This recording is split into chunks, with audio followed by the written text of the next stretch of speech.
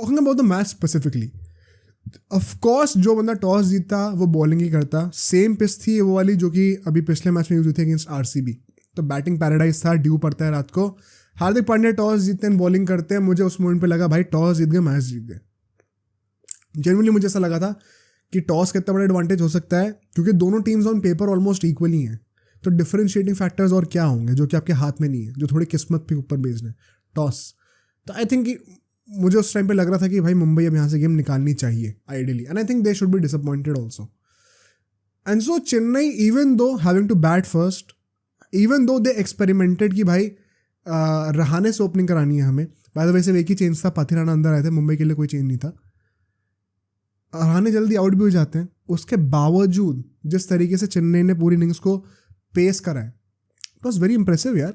मतलब एक पोजीशन पे at a point of time ऐसा लग भी नहीं रहा था कि 200 रन बनेंगे.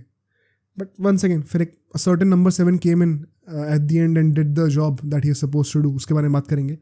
The start was very good for Mumbai Indians. Power play में 48 रन बनाती है चेन्नई सिर्फ, और एक विकेट भी खो देती है रहाने का. रहाने को ओपनिंग क्यों कराई थी मुझे समझ में नहीं आया personally. If anybody knows please let me know, because it does not make any sense कि रहाने को ओपनिंग कराया जाए. कुछ ऐसा भी नहीं था कि भाई एक्सप्लॉइट कर पा रहा है पावर प्ले को, कि भाई फील्डर्स के ऊपर से टपा के मार रहा है. बहुत एक क्या कहेंगे, मतलब अगली सा डिसमिसल कहूँगा मैं तो यार, कि आप पेस पे बीट हो गए बेसिकली. बैकफुट पे आप एल्बो फ्रीज करके आप मिड विकेट के ऊपर से मारना चाह रहे थे.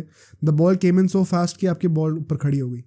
सो not impressive, and I think they should stick to the plan that they originally had. Surprisingly इसका फायदा गायकवाड को मिल गया. जो बंदा ओपनिंग करके एक लो स्ट्राइक रेट के साथ गालियां खा रहा था लोगों से, उसने जो आज बैटिंग करके दी है, जिस स्ट्राइक रेट पे करके दी है, आज तो कोई सवाल उठा ही नहीं सकता भाई उस पर.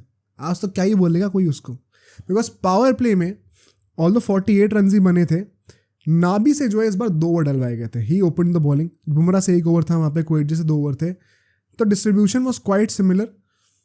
Gaikwad was looking to explode, and ये आगे और होता गया जैसे हम लोग मैच को डिस्कस करेंगे. अगले फेज पे आते हैं जब 10 ओवर हो जाते हैं. चेन्नई के सिर्फ 80 रन ही थे.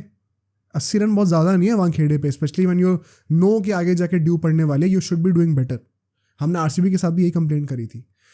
बट इस टाइम तक ना शिवम दुबे आ गए थे हमारे, एंड शिवम दुबे ने पूरा गेम चेंज करके रख दिया. गायकवाड की भी टेम्पो बढ़ा के दे दी. इस फेज में श्रेयस गोपाल 1 ओवर डालने के लिए आते हैं. उस 1 ओवर में रचिन रविंद्र को आउट भी कर देते हैं, जो कि ओरिजिनली नॉट आउट थे. बट एक बड़ा स्मार्ट डीआरएस लिया जाता है by Mumbai Indians. They believed that they heard an edge. Caught behind हो जाते हैं रचिन रविंद्र. उसके बाद एक भी ओवर नहीं डलवाया गया श्रेयस गोपाल से. I was not impressed by Hardik Pandya's captaincy in this game. I have openly defended Hardik Pandya a lot recently amidst all the backlash, चाहे जितने भी लोग गाली दे लें. बट आज के मैच में कप्तानी अच्छी नहीं थी. उस चीज़ को हम लोग हाइड ही नहीं कर सकते, क्योंकि श्रेयस गोपाल से सिर्फ 1 ओवर डलवाना just because Shivam Dubey crease पे आ गया एंड यू वर अफ्रेड कि वो उसको स्लॉक करेगा. इवन दो द मतलब I can understand why you would be afraid to bowl Shreyas Gopal, but that is the point. Yuzvendra Chahal अगर यहाँ पे होता तो वो बॉलिंग नहीं करता क्या, या फिर सैमसन उससे बॉलिंग नहीं करवाता क्या? शिवम दुबे अगर एक लेग स्पिनर को देख के ललचा के अटैक कर रहा है उसको, तो उतना ही ज़्यादा रिस्क आउट होने का भी तो है ना. वो positive side of the situation तो आपने सोची ही नहीं. आप नेगेटिव आउटकम ही पहले से सोच के चल रहे थे ना. आपने बॉलिंग ही नहीं कराई उससे, जबकि उसने एक विकेट भी लिया एक ओवर में. तो आई थिंक पहली बात तो मुझे वो पसंद नहीं आई हार्दिक पांड्या की, कि उसने बीच में बॉलिंग क्यों नहीं कराई. नाबी को 2-3 ओवर दे दी, चलो ठीक है, समझ में आता है, but still they should have done better.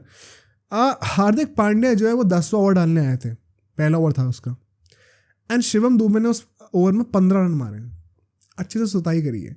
And it felt like it was something personal bro, कि कौन जाने वाला है वर्ल्ड कप में. इतना मज़ा आया देख के वो बैटल. बिकॉज इसके बाद नेक्स्ट फेज में 10 से 15 ओवर की अगर हम लोग बात करें, 69 रन बनते हैं यहाँ पे. That is almost 14 run an over. कहाँ आपके 10 ओवर में सिर्फ 80 रन थे. इकोनॉमी रन रेट 8 की चल रही थी. अब आपके 149 रन बन चुके थे 15 ओवरों में, ऑलमोस्ट 10 रन पर ओवर, और विकेट एक भी नहीं गिरा था.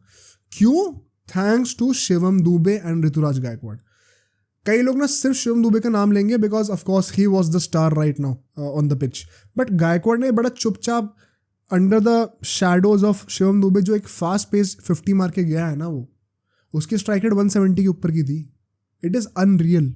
Crazy, I think a very underrated innings by Ruturaj Gaikwad. एक मुझे याद है वो छक्का मारा था उसने, फुल टॉस थी ऑफ स्टंप के बाहर, उसने से बैट फेंका है बस, एंड वो पॉइंट के ऊपर से छक्का हो गया था। When a guy is able to hit a six like that, it's clear that he is in great nick. It is very clear. ये छक्के नॉर्मली नहीं लगते हैं। एंड शिवम दुबे ने तो किसी को नहीं छोड़ा यार, कोई भी बॉलर हो भाई, स्लॉट में उसकी बॉलिंग कर दी तो वो सीधा बाहर ही मिलेगी ग्राउंड की। और मैं एक बहुत ऑनेस्ट स्टेटमेंट दे रहा हूँ, हम लोग रिंकू की बात करते हैं, हम लोग कोहली की बात करते हैं, जायसवाल की बात करते हैं, हार्दिक की बात करते हैं, संजू सैमसन की लोग बातें करते हैं, पंत की बातें कर रहे हैं कि भाई कैसे इनमें से कौन वर्ल्ड कप में जाएगा कौन नहीं जाएगा, एंड कैसे सब कहीं ना कहीं डिजर्व करते हैं। माई मैन शिवम दुबे भाई, he has secretly one my heart. तुम किस मुंह से मना करें हम लोग उसको वर्ल्ड कप के लिए, किस मुंह से मना करूं मैं? इंडिया के लिए रिसेंटली उसने बड़ा अच्छा करा हर मैच में, सीएसके के लिए हर मैच में आके इम्पैक्ट क्रिएट करके दे दे रहा है वो। आज भी नॉट आउट था भाई। मैं किस मुंह से कहूँ शिवम दुबे को कि नहीं भाई तू नहीं जा सकता वर्ल्ड कप में? क्या रीजन है? मैं ये नहीं कह रहा हूँ कि स्टार्ट कराओ, प्लेइंग 11 में रखूँ, बट स्क्वाड में भी नहीं है, मैं किस मुंह से बोल दूँ? If anybody has a legit reason to say कि शिवम दुबे नहीं खेलना चाहिए वर्ल्ड कप में, please let me know in the comments. Don't tell me कि बॉलिंग नहीं कर रहा है इसलिए, बिकॉज अभी जिस तरीके की वो बैटिंग कर रहा है ना, वो सिर्फ और सिर्फ बैटिंग के बेसिस पे भी डिजर्व करता है सेलेक्ट होना। He is batting that good in the middle order, so it is very hard to say no to Shivam Dube right now यार। मतलब he is making things very difficult for the selectors. आखिरी के 5 over की अगर हम लोग बात करें, यहां पे जो है thanks to the last over CSK एक बहुत ही अच्छे नोट पे एंड करती है, वरना I think this could have been an under scoring performance. जब आपके 150 रन बन चुके 15 ओवर में 149, और आपका एंड टोटल है 206 रन, मतलब कि 57 रन आपके बने हैं आखिरी के 5 ओवर में। इसमें से 26 रन तो सिर्फ आखिरी ओवर के बने यार, मतलब कि इससे पहले के जो 4 ओवर थे उसमें से 31 रन आए थे। That is not even 8 run an over, primarily thanks to Jasprit Bumrah. क्या बॉलिंग करी है भाई ने। आज फिर से जिस विकेट पे 200 रन बने, भाई की इकोनॉमी आई थिंक 7 से भी कम की थी। मैं at this point Bumrah is legit a hack. Bumrah की बॉलिंग तो ऐसा लगता है कि कंडीशंस पे मैटर ही नहीं करती भाई। T20s में तो कोई भी कंडीशन हो, बैट्समैन ने सोच के रखा हुआ है बुमराह को के तो मैं 4 ओवर आराम से ही खेलूंगा। वो इतना अनरियल उसकी इन्फ्लुएंस है गेम के ऊपर। तो हैट्स ऑफ टू बुमराह यार, once again the stand out bowler from Mumbai, there is no doubt about it. But Hardik Pandya के ऊपर अब आते हैं। As I said, I was not impressed with the captaincy. Why did you choose to bowl the last over? कई लोग कहेंगे आकाश मधवाल से bowling करानी चाहिए थी। देखो, आकाश मधवाल का भी गेम कुछ बहुत खास जा नहीं रहा था honestly speaking, and Shivam Dubey ने पिटाई कर रखी थी उसकी उससे पहले। तो कहीं ना कहीं समझ में मुझे आता है कि भाई हार्दिक पांड्या बोलेगा मैं बॉलिंग करता हूँ, बिकॉज रोमारियो शेफर्ड भी अच्छी बॉलिंग नहीं कर रहा था, उसकी बहुत पिटाई हुई है। आकाश मधवाल की बहुत पिटाई हुई है।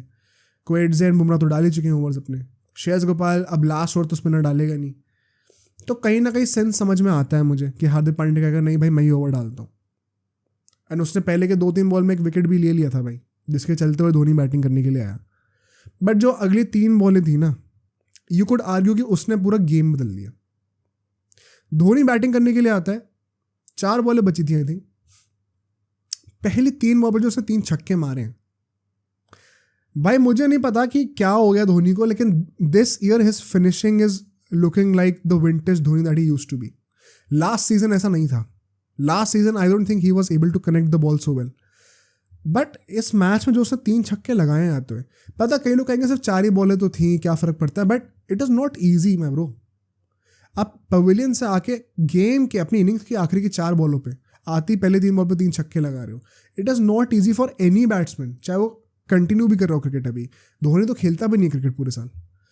It was unreal. मतलब कई लोग हार्दिक पांड्या को गाली देंगे कि यार बॉलिंग उसने अच्छी नहीं करी, स्लॉट में बॉलिंग करी, चलो मैं एक बार को वो सब भी मान लेता हूँ। बट धोनी ने जो करा that was nothing short of extraordinary. And कोई बड़ी बात नहीं, कोई और बॉलर होता तो वो भी तो नहीं पिटता। तो let's not get over reactionary with Hardik Pandya on that, but the decision to bowl himself is questionable for sure. Captaincy में क्वेश्चंस आज उठेंगे हार्दिक पांड्या के। इसी के चलते हुए 206 रन बन जाते हैं चेन्नई के, and they get a life.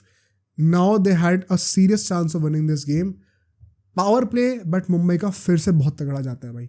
63 run बनते हैं, एक भी विकेट नहीं गिरता। ईशान किशन एंड रोहित शर्मा जो छक्के लगाए भाई इन लोगों ने, पुल के तो जो छक्के लगाए हैं यार। ईशान किशन का मुझे याद है, पता नहीं कब मुस्तफिजुर बॉलिंग कर रहा था या फिर अपना शार्दुल ठाकुर बॉलिंग कर रहा था, I can't recall it exactly. एक उसे पुल का छक्का मारा लंबा और फिर अगली ball cover drive through the covered boundary. भाई ये शॉट देख के मैं कैसे बोल दूं कि ये बंदा वर्ल्ड कप में नहीं आना चाहिए। Plus he has an advantage, opening करता है एंड विकेट कीपिंग भी करता है, which means Kohli and Rinku दोनों खेल सकते हैं एक ही टीम में, तो वो प्रॉब्लम भी सॉल्व करके दे रहा है। आई थिंक लॉजिकली अगर ईशान किशन ऐसा खेलता है ना इस season, he has a shot at saying कि भाई मैं पंत, संजू सैमसन, जितेश शर्मा, केएल राहुल इन सबसे पहले डिजर्व करता हूँ आना। आई नो बीसीसीआई के साथ जो है वो अच्छा नहीं हुआ है and I don't support that also, but अगर आदमी इतना अच्छा खेला तुम कैसे मना करोगे यार। आई think they had a great power play, Mustafizur Rahman की पिटाई करी है, शार्दुल ठाकुर की पिटाई करी है, मज़ा आ गया जो छक्के लगाए थे इन लोगों ने। बट उसके बाद से गेम बदलना शुरू होता है, बहुत ज़्यादा बदलता है गेम। 10 ओवर खत्म होने पे 90 रन थे मुंबई के, पर 2 विकेट अब गिर चुके थे। Surya Kumar Yadav and Ishan Kishan within 1 over Pathirana bowling करने के लिए आता है। It was very interesting to see कि पथी राणा जो कि अब तक यूजुअली जब 10 ओवर हो जाते हैं इनिंग्स के उसके बाद सेकेंड हाफ में आते हैं बॉलिंग करने के लिए, इस बार उसको जल्दी लाया गया एंड बंदे ने आते ही 2 विकेट दिला दिए। Ishan Kishan who was looking so good, he gets out. Surya Kumar Yadav on his very second ball, एक बहुत ही बढ़िया शॉट था, मतलब कनेक्ट बहुत अच्छा हुआ था, अपर कट मारने गया था वो, बट फील्डर के हाथों में आती है भागते हुए एंड कैच बहुत ही अच्छा पकड़ लिया जाता है। कई लोग क्रिटिसाइज करेंगे स्काई को कि यार ये शॉट क्यों खेला, I don't blame him at all, ये उसका गेम है भाई। And to be very honest वो फील्डिंग उसने कैच बहुत अच्छा पकड़ लिया, ना कोई बड़ी बात नहीं है, छक्का भी हो सकता था आराम से। तो इस मैच में पुल ऑफ नहीं हुआ तो इसका मतलब ये नहीं क्रिटिसाइज करने लग जाओ। पिछले मैच में उसने ऐसी शॉट मारे थे सब छक्के जा रहे थे। High risk high return ratio वाला उसका ब्रांड ऑफ क्रिकेट रहता है, तो जब अच्छी चीज़ों में उसका साथ दे रहे हो तो बुरे टाइम्स के लिए प्रिपेयर्ड रहो, ऐसा हर बार नहीं पुल ऑफ कर पाएगा वो। तो I don't blame him at all there, but इसका एक आउटकम क्या था कि भाई अब ओनस था हमारे मिडिल ऑर्डर पे कि अब ये टारगेट आप चेस करके दो, बिकॉज 10.2 ओवर्स जब हुए थे तब 100 रन ऑलरेडी बन चुके थे। आपने बेसिकली ऑलमोस्ट आधे रन बना दिए थे आधे ओवर्स में और 8 विकेट हाथ में थे। एंड मैं यहाँ पे ये बात ज़रूर कहूँगा, चेन्नई ने तो बहुत अच्छी बॉलिंग करी, उसके ऊपर आएंगे ही आएंगे, but purely if you see it on paper, अगर 10 ओवर में आधे रन बन चुके एंड 8 विकेट हाथ में at the Wankhede, you have to argue कि मुंबई ने कहीं ना कहीं बॉटल तो थोड़ा बहुत करा है गेम को। रोहित शर्मा दूसरे से टिका हुआ था, 10 ओवर के अंदर उसकी खुद की 50 हो गई थी, बट आगे क्या होता है उसको डिस्कस करते हैं। 10 से 15 ओवर के बीच में, ठीक है, सिर्फ 42 रन और आते हैं। ये वो फेज था जहां पे चेन्नई ने अपना पंजा जकड़ना शुरू करा मुंबई के ऊपर, 10 से 15 के ओवर जो फेज था। अब 30 बॉलों पे सिर्फ 42 रन खा रहे हो जब आपको 200 का टारगेट चेस करना है, यहाँ पे स्लो हो गए थे थोड़ा बहुत। एंड रोहित शर्मा एंड तिलक वर्मा की पार्टनरशिप यहाँ पे ऑल्दो अच्छी थी, बट मैं एक चीज़ कहूँगा भी रोहित शर्मा के बारे में आगे जाके, नॉट आउट रहा है बंदे ने, 100 मारी है बाय द वे, 12 सालों के बाद 100 मारी है, पता नहीं कितने सालों के बाद 50 मारी है। It was a great innings, मज़ा आया देख के। बट एक प्रॉब्लम नोटिस करी मैंने, वो मैं डिस्कस करूँगा, because it was not perfect. हम लोग विराट कोहली को क्रिटिसाइज़ करा तो हमें ये भी कॉल आउट करना पड़ेगा, ठीक है। हम लोग अगर 10 से 15 ओवर की बात करें, ऐसे साइड से 42 रन आते हैं। जडेजा एंड शार्दुल ठाकुर ये दोनों अपने जो 4-4 ओवर फेंक चुके थे यहाँ तक, बड़े चुपचाप आए, चुपचाप बॉलिंग करी। जडेजा तो थोड़ा अनलकी भी था, रोहित शर्मा का विकेट गिर सकता था पहले रिवर्स स्वीप पे, एंड फिर एक नॉर्मल स्वीप मारी थी जिसमें कैच छूट गया था, बट दोनों ने बड़ा साइलेंटली बॉलिंग करी, चुपचाप बॉलिंग करके निकल गया डिसेंट इकोनॉमी के साथ, एंड जल्दी जल्दी ओवर निकाल के ना एकदम से प्रेशर मुंबई के ऊपर ले आए। अब क्या सीन है भाई, आखिरी के 5 ओवर बचे हुए, तिलक वर्मा अल्टीमेटली आउट हो जाता है, विच मींट कि नंबर 5 पे इस बार हार्दिक पांड्या आ रहा था। बाय द वे इस बार हार्दिक पांड्या नंबर 4 पे क्यों नहीं आया, अगर पहले आ रहा था तो ये भी मुझे समझ में नहीं आ रहा, कैप्टनसी में उसके फिक्स क्यों नहीं कर रहा ऑर्डर अपना। बट हार्दिक पांड्या आता है और हार्दिक पांड्या बड़ी जल्दी आउट हो जाता है, 5-6 बॉलें खेल के 2 रन बनाता है, आउट हो जाता है, ठीक है। एंड अब बात क्या आ गई भाई, 3-4 विकेट गिर चुके हैं, रोहित शर्मा बेचारा स्टार्टिंग से टिका हुआ है, सारी रिस्पॉन्सिबिलिटी उसके ऊपर है कि अब कहीं ना कहीं किसी तरीके से चेस करके दे। एंड उस टाइम तक ना नेट जो रिक्वायर्ड रन रेट थी वो बहुत ज़्यादा ऊपर हो चुकी थी, बहुत ज़्यादा चांस था नहीं realistically, unless and until Tim David एक ब्लाइंडर ही खेल जाए। एंड उसने वो 2 छक्के लगाए थे स्टार्टिंग में, लेकिन फिर वो विकेट दे देता है अपना, आउट हो जाता है इसी मारने के चक्कर में। रोहित शर्मा एक एंड से एंड तक टिका रहा, पूरा मैच उसने खेला है, 100 बनाई है उसने, सम 60 बॉल्स एंड 103-104 रन। मैंने एक चीज़ जो नोटिस करी रोहित शर्मा को लेके, इनिंग्स बहुत तगड़ी थी। चेन्नई ने आखिरी के 5 ओवर में जो बॉलिंग करी है, कोई इट्स नॉट नॉर्मल। बहुत ज़्यादा अच्छी बॉलिंग करी है चेन्नई ने। मुस्तफिजुर रहमान जो कि पहले के 2-3 ओवर में अपने इतना ज़्यादा पिटाई करी थी उसकी, जो कि इस पूरे मैच में इतने गंदे फॉर्म में था, उस बंदे ने भी आखिरी के 5 ओवर में आके एक फील्ड सेटअप करी है और उसके हिसाब से बॉलिंग करी है। अगर अब भी बैट्समैन मार दे तो भाई बैट्समैन कमाल का है, बट उसने अपनी तरफ से पूरा काम करके दिया, which Vaibhav did not do for KKR in the LSG game, जैसे हमने डिस्कस करा। आई थिंक पंजाब वाले मैच में मैंने एक बंदे को कॉल आउट किया था जिसने ये काम करके नहीं दिया था, I am not recalling the name correctly, but ये चीज़ मुस्तफिजुर रहमान ने अपना एक्सपीरियंस दिखाया यहाँ पे। एंड पथिराना भाई 4 विकेट लेता है बंदा, इकोनॉमी आई थिंक 7 से भी कम की है उसकी। जिस तरीके से उसने आज बॉलिंग करी है, आई थिंक वो हार्दिक पांड्या ने भी उसको कहा था या फिर पता नहीं किसने, चेन्नई किसी प्लेयर ने कहा था, it was as if Malinga की आत्मा उसके अंदर आ गई थी यार। मतलब यॉर्कर पे yorker, wicket to wicket, you miss I hit approach, it was very difficult to score on him, very difficult. And so कहीं ना कहीं वो एक फैक्टर प्ले करा है कि क्यों मुंबई इतने ज़्यादा रन नहीं बना पाई मिडिल ओवर्स में। बट एक इशू था, as good as 100 as it was for Rohit Sharma, तुम अग्री करोगे मेरे से, थका हुआ लग रहा था कहीं ना कहीं। अब ये थकावट नेचुरल है कि नहीं ये मुझे नहीं पता, बट थकावट क्लियरली दिख रही थी। आखिरी के 2-3 ओवर्स में जो स्लॉट में बॉलें थी ना फुल लेंथ की छक्के वाली, उसमें मैंने नोटिस करा रोहित शर्मा को 1 बाउंस का चौका मारते हुए या फिर गैप में ना मार पाना एंड डबल लेना, उसके चक्कर में वो बाउंड्री बॉल्स जो मिस हुई है ना, वो इसीलिए हुई है बिकॉज रोहित शर्मा कहीं ना कहीं थक गया था। And I don't know if that's a good sign और नॉट, मे बी वेदर ऐसा था या फिर वो मैच की इंटेंसिटी ऐसी थी, but ideally you should be able to carry on. अब उसकी एज भी उतनी हो गई है तो समझ में आता है मुझे, but if you want to put out one flaw, ये एक फ्लॉ था इनिंग में, जब वो एक्सेलरेशन जो होता है ना, एक्सट्रीम बर्स्ट आउट करने का जो मौका आता है, जैसे कि रोहित शर्मा ने अभी अफगानिस्तान वाले मैच में किया था T20 में, जब 100 मारी थी आखिरी के 5 ओवर में, पागल हो गया था वो मतलब नॉट, रोहित शर्मा का तो स्टैंडर्ड अलग ही होता है जब वो बर्स्ट ऑफ करता है। नॉर्मल क्रिकेटर्स के स्टैंडर्ड के हिसाब से भी आई थिंक रोहित शर्मा थोड़ा सा बिलो पार था in terms of converting the boundary balls, क्योंकि वो थका हुआ लग रहा था, एनर्जी नहीं लग रही थी उतनी बॉडी में। एंड क्या कहीं ना कहीं वो एक फैक्टर हो सकता है हारने पे। पॉइंट वही है कि भाई विराट कोहली के टाइम पे 10 विकेट हाथ में थे 10 ओवर के बाद, एंड तक सिर्फ 3 ही विकेट गिरे थे। यहाँ पे दूसरे एंड से 6-7 विकेट गिर चुके थे, ना भी भाई साहब से बॉल ही कनेक्ट नहीं हो रही है। रोमारियो शेफर्ड आके पहली डंडा दे गए अपना, टिम डेविड कैच आउट हो गया, तो आप रोहित शर्मा को कितना ही बोलोगे। बट ये बात ज़रूर है कि यार जो बॉलिंग कर रही है ना CSK ने, मतलब मैं आपको एग्जांपल देता हूँ, तो शार देशपांडे ने 16th ओवर डाला था अपना, जो लास्ट ओवर था उसके खुद का, सिर्फ 3 रन दिए उसने, सिर्फ 3 रन उस ओवर में। पाथिराना जब बॉलिंग करने के लिए आ रहा है विकेट ले रहा है, मुस्तफिजुर रहमान जब 12 बड़ी डिसिप्लिन बॉलिंग कर रहा है, तो ज़्यादा कोई चांसेस दिए ही नहीं रोहित शर्मा को स्कोर करने के या फिर मुंबई को स्कोर करने के लिए। एंड एक और प्रॉब्लम पता क्या थी, रोहित शर्मा को स्ट्राइक भी नहीं आने दिया भाई लोगों ने, पूरा मोमेंटम तोड़ दिया उस बंदे का। दूसरे एंड से विकेट चटकाते रहे, वो बंदे सिंगल भी नहीं निकाल पा रहे थे, विकेट थ्रो करके चले आ रहे थे, तो रोहित शर्मा को स्ट्राइक ही नहीं मिल रही थी। तो उसके चक्कर में भी मोमेंटम टूटा टीम का, एंड उसके खुद का भी मोमेंटम टूटा है। तो ये 2-3 फैक्टर्स ना, गेटिंग टायर्ड, स्ट्राइक ना मिलना तो मोमेंटम चला जाना, ग्रेट बॉलिंग बाय CSK, ये सारे फैक्टर्स ने मिलकर इंश्योर करा कि भाई कोई चांस ही नहीं मिलने वाला अपने ये मुंबई को आखिर के 5 ओवर में चेस करने का, which is why ultimately 20 run से हार गए लोग, एंड बड़ी कंफर्टेबल विन हो गई अल्टीमेटली चेन्नई के लिए। I was not expecting this after the toss, plus Chennai playing away from home has not been that good this season, but सिर्फ 2 ही मैचेस हुए थे, अब पूरे फुल स्विंग में आते हुए दिखेंगे हमें ये।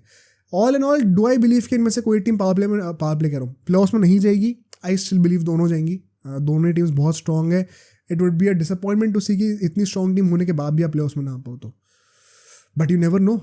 All in all Mumbai once again has to buckle up, एक लॉस, होम लॉस एक रोड ब्लॉक की तरह ना एक्ट करे, जो विनिंग मोमेंटम गेन किया था पिछले 2 मैचेस में वो कंटिन्यू रहे। For Chennai just keep going भाई, मतलब क्वालिफाई तो करना ही है, टॉप 2 सोचना चाहिए इन लोगों को, तो लेट्स सी क्या होता है। अब सोचो अगर एक क्लिप इतनी बढ़िया थी तो पूरा का पूरा पॉडकास्ट कितना बढ़िया होगा। तो अगर आपको इसी क्लिप का पूरा पॉडकास्ट देखना है तो यहाँ पे क्लिक करिए, और अगर आपको ऐसे ही और क्लिप्स बिंज वॉच करनी है तो यहाँ पे क्लिक करिए।